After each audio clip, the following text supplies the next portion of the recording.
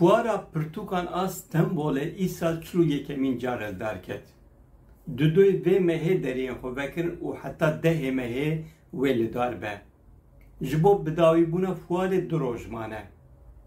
Em jî vê vîdyoyê ji bo du rojên dawî dikişînin. Heta anha bi hezaran teqrîben dor 2000 nivîskarî pirtûkên xwe îmze kirin.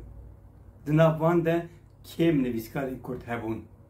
û dawiya vê heftê yani divan du rojên dawîn de jî wê ev nivîskar pirtûkên xwe îmze bikin.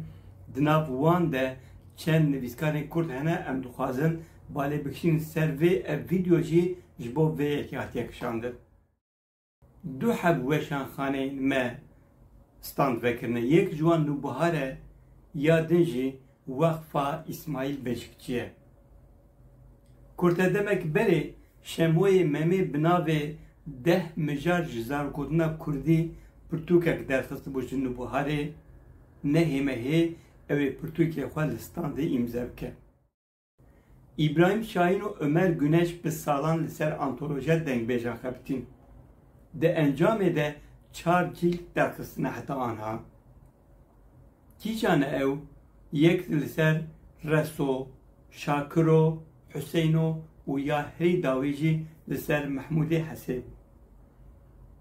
Ji her du amadekaran Ömer Güneş ji ber cezayên xwe nikare were Tirkiyê. Lê İbrahim Şahin wê li vir be, li fuarê be, li Nûbiharê be û dawiya hefteyê wê pirtûkên xwe wê vê antolojiyê îmza bike. Nivîskarekî din Daxistan Karakoç e. Heta niha 4 pirtûkên derketine ji Nûbiharê û ew ê jî vê dawiya hefteyê li fuarê be.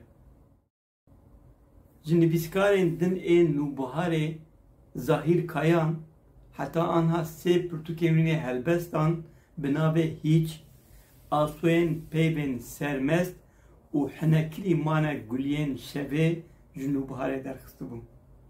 Ew ê jî dawiya hefteyê li fuarê be. Ev her sê nivîskarên dawî ku me qal kir hem nehê mehê hem jî 10 mehê wê li fuarê bin û pirtûkên xwe îmza bikin. Li standa din çi heye? Standa Weqfa İsmaîl Beşikçî, li wir jî 3 nivîskar hene. İbrahim Gürbüz li ser bîranînên xwe pirtûkekî nû derxistibû.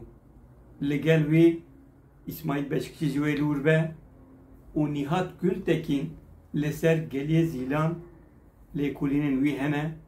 Dîsa salnameya Ehmedê Xanî amade kiribû. Ew ê jî li Weqfa İsmaîl Beşikçî be. Ev her sê nivîskar jî li Weqfê, li standa Weqfê dawiya heftê wê li fuarê bin. Du roj mane, divan du rojan de tiştekî xweş e mirov di nav pirtûkan de bigere û herî dawî here ber standên Kurdan pirtûkan îmze bike, alîkarî û piştgirî bide û kêfê bigire û kêfê bide. Em hêvî bikin wê ev du rojên dawî ji bo weşanxaneyên me baş derbas bin.